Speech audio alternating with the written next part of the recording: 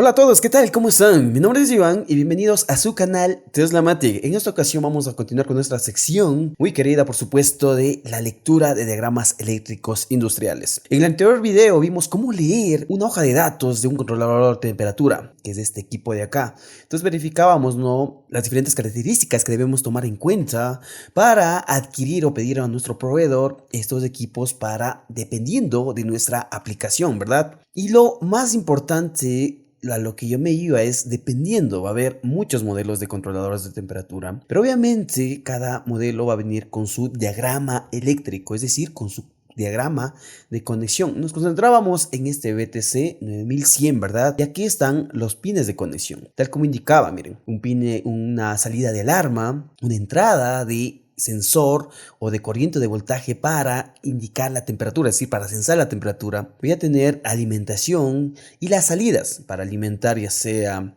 un contactor, un SSR, etcétera. Vimos la diferente clase de salidas. Si quieren pueden verificar el video nuevamente. Comunicaciones, etcétera. Pero esto ya pasado a un diagrama eléctrico, ¿cómo sería? Vengamos para la parte de acá. Miren, esta sería una aplicación típica de cómo conectar este controlador de temperatura. Voy a tener una alimentación trifásica, aquí digo, ¿no?, L1, L2, L3, aquí me faltaría especificar, puede ser 220 o 440. Lo que en todo circuito debe, por decirse, diferenciarse la parte de fuerza y de control. Aquí de fuerza, ¿cuál sería? Obviamente la alimentación, es decir, los cables de alimentación, los principales. Una sería la protección, podríamos decir, aquí está un magneto térmico codificado como F1. Aquí estamos viendo fuerza, ¿no? Tengo un contactor y me especifica que es un SSR de 25 amperios de 440 voltios. Tengo mis borneras de conexión y aquí están mi simbología de resistencias. ¿Cómo están dispuestas las resistencias? A ver, si podemos ver, ingresa, ¿no?, y la salida va a la salida de la otra y va a la salida de la otra. Verificando conexiones de motores, aquí estaría estas resistencias en disposición estrella. También pueden ponerse en disposición triángulo, dependiendo, como digo, de cómo me indica el fabricante de cómo conectarlas y obviamente también del voltaje de operación de estas resistencias. Entonces aquí sería una resistencia trifásica, ¿verdad? En este caso en disposición estrella. Tienen su conexión a tierra y listo. ¿Qué va a ser el circuito, no?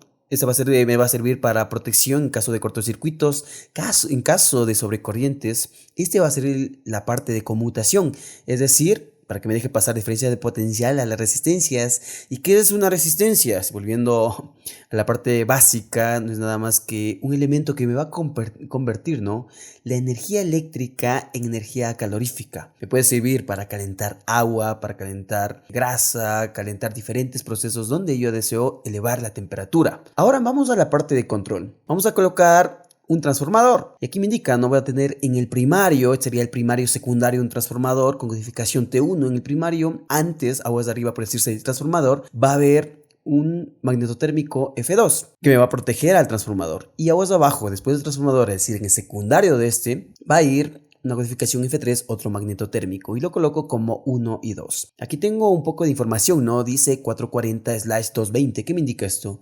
Ingresa a 440 voltios y sale del transformador 220 voltios. Ingresa por el primario 440 y por el secundario sale 220. Se codifica como 1 y 2. ¿Y esto a dónde va a ver? 1 y 2 me serviría para alimentar a mi relé, en este caso a mi controlador de temperatura. Obviamente esto está diseñado en E-Plan. En el siguiente video vamos a ver cómo diseñar esto desde cero, de una facilito. Pero en E-Plan no voy a tener obviamente por default un macro o un dibujo de un controlador de temperatura, así que debo crearlo. Lo mismo, la misma predisposición de pines o de conexiones que tiene mi modelo BT 9100. Como decía, aquí tenía una salida para falla, tengo mi termocupla, voy a tener alimentación y las salidas. Entonces, ¿cómo he predispuesto? Empezando desde aquí, he puesto CT1, entonces yo puedo codificar, ¿no?, a mi manera de ver. Entonces tengo controlador temperatura 1, va a venir la alimentación 1, ¿no? Viene para acá y va a salir por NC. Y me va a alimentar una luz roja H1. Entonces yo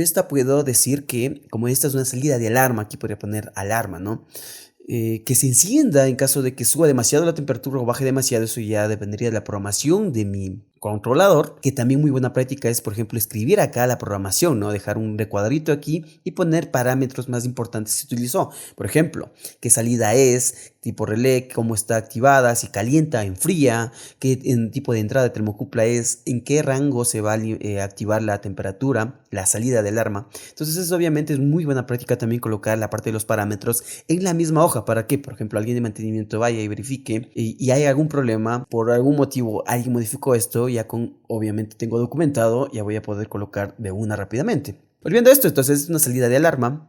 Y aquí está, miren, aquí estaría mal, ¿no? Miren, NO-NC debería ser desde el común y debería ser NO, saldría por el común y me activaría la roja. Ese sería un punto a verificar cuando vayamos a diseñar. De igual manera, aquí tengo una salida para RTD, una entrada, perdón, para RTD, pero los pines 5 y 6, si nos veíamos en la parte de hoja de datos original, era TC más, TC menos. Y aquí está la simbología de termocupla. Se lo coloca como B1, puede ser. Y esto va a tener polaridad, ¿verdad? Una termocupla no es nada más que la unión de dos metales especiales. Entra en contacto con variación de temperatura. Aquí se va a generar un milivoltaje. Podría decirse que una termocupla es como un generador de voltaje, pero obviamente en el rango de milivoltios, es decir, muy bajito el voltaje. Y estos milivoltios va a ser interpretado por la electrónica de mi tarjeta. Y ahí me va a decir a qué temperatura está. Va a ser, puede decir que va a haber aquí un convertidor, lo que se llama un convertidor analógico a digital. La parte que ingresa del milivoltaje se va a transformar y me va a mostrar aquí obviamente la temperatura. Volviendo acá a mi sensor, voy a ver que tiene unas líneas entrecortadas que me indica de que está cerca o en la misma instalación de las resistencias. Y eso es obvio, ¿verdad? Debe estar cerca de donde está produciéndose el calentamiento, en este caso de estas resistencias, para ver si es que es necesario calentar más o no, ¿sí? Y para acá he colocado un selector que viene, ¿no? La alimentación a sí mismo 1 pasa por el selector, ingresa a L y ahí quedaría, y el neutro vendría a 2, es decir, de acá a acá, y listo. No es nada más, nada complicado el asunto.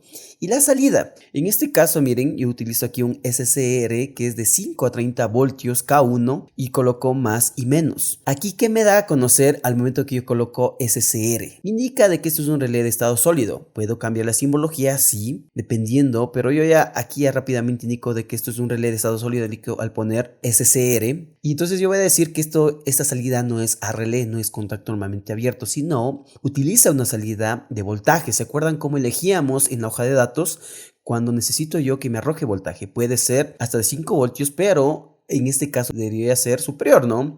Puede ser la parte de 14 voltios que tenía. Y este SCR me va a activar a mi contactor de estado sólido, obviamente. Por eso también dice aquí SCR. En este caso es de 25 amperios, 440 voltios, ¿ya? Y sería la parte de fuerza, ¿verdad? Esta sería la parte de control. Entonces, facilito lo hemos leído, ¿no? Tengo la alimentación principal, vamos a tener un magnetotérmico, como decía, un SCR que me va a conmutar. ¿Por qué puedo aquí conectar un contactor? Puedo conectar un contactor directamente, pero que va a haber un problema de que este sensor, dependiendo del control on-off o PID, va a mandar muchos pulsos de activación o desactivación para encender mis resistencias, para activar las resistencias. Y un contactor, al ser un elemento electromecánico, va a tener muchos inconvenientes, ¿sí? ¿Por qué? Porque siempre va a estar activándose, desactivándose, y si es de alta potencia, los contactos van a estar desgastándose constantemente, porque al final es un movimiento físico, ¿sí? Y ahí una solución para calentamiento es utilizar, como digo, ¿no? Un SCR, un Solid State Relay, es decir, un relé de estado sólido. Entonces esto, mediante obviamente electrónica de potencia, que puede ser transistores de potencia, me va a hacer la conmutación y obviamente no va a haber ahí movimiento. Lo que sí va a generarse, y eso sí lo digo por experiencia propia, va a generarse calor. Entonces aquí es muy buena práctica colocar aquí un disipador de calor para que esto no se caliente mucho y pueda llegar a dañarse a pasado, a pesar de que un punto crítico es la corriente, ¿verdad? Yo no puedo colocar resistencias que superen la corriente de mi SCR, o en su caso si colocara un contactor. Debo colocar que sea mucho menos, puede ser hasta de un 75% máximo, es decir, si yo coloco un SCR, si es que los hubiera de 100 amperios, no puedo colocar más de 75 amperios, porque si yo coloco a la última, es decir, ya a la nominal, puede que el SCR se dañe. Me ha pasado de que, por ejemplo, utilizábamos un contactor trifásico relé de estado sólido y el SCR era de 25 amperios. y mis resistencias consumían 17 amperios. En monitoreo que se hizo, consumía eso. A pesar de que el tablero estaba un poco, predecirse, tenía ventilación, pero este se empezó a sobrecalentar y un punto llegó a dañarse, es decir, se fundió esto. Pese a que la corriente siempre fue 17 amperios, es decir, menos de 25 amperios.